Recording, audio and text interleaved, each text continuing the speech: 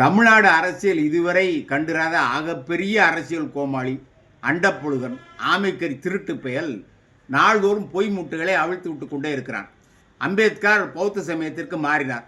அப்பொழுது என்னுடைய பாட்டன் அயோத்திதாசர் நீங்கள் மதம் மாற வேண்டாம் என்று கடிதம் எழுதினார் என்று கூறியிருக்கிறான். அந்த உண்மையில் அவர் அதற்கு 11 ஆண்டுகளுக்கு முன்பே அயோத்திதாசர் இறந்து விட்டார். அந்த கடிதத்தை எழுதியவர் தந்தை பெரியார்.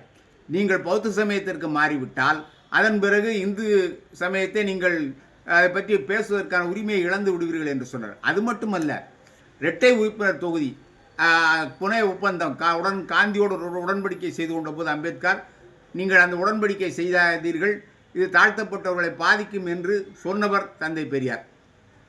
அதை மீறி அம்பேத்கர் அந்த உடன்படிக்கை செய்து கொண்டார். இதெல்லாம் வரலாறு. இதெல்லாம் மறைப்பதற்கு ஈரோட்டில் பெரியாரை வசைபாடி அவமானப்பட்டவன் இப்பொழுது பெரியாரை பற்றி பேசுவதே இல்லை. ஆனால் பெரியார் செய்ததெல்லாம் வேறு சிலர் செய்ததாக பொய் முட்டைகளை விடுத்து வருகிறான். அடுத்து கனிமொழி தலைமையில் பாஜக இந்திய குழு போகிறது என்று சொல்கிறான். அப்போ பாஜகவோட உடன்பாடு போட்டு விட்டார்கள் என்கிறார். ஐநா சபைக்கு ஆண்டுதோறும் இந்திய குழு போகும். அதற்கு 7 எம்பிக்கள் போவார்கள். 4 பேர் ஆளுங்கட்சி, 3 பேர் எதிர்கட்சி. இது 75 ஆண்டுகளாக உள்ள நடைமுறை. மோடி 2014 நிறுத்தி விட்டார். இப்பொழுது 7 குழுக்கள் வெளிநாடுகளுக்கு போயிருக்கின்றன. 4 குழுக்கள் பாஜக ஆதரவு எம்பிக்கள், 3 குழுக்கள் எதிர்கட்சி எம்பிக்கள். இது வழக்கமான நடக்கும். ஏன்னா போவது அரசு குழு, பாஜக குழு அல்ல.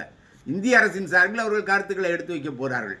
இதையெல்லாம் எதற்கு எடுத்தாலும் எந்த ஒரு வரைமுறையே இல்லை. அண்ட புழுகு பேசுவதற்கான ஒரு வரைமுறை அது எல்லாருமே மக்கள் எல்லாம் அறிவார்கள்.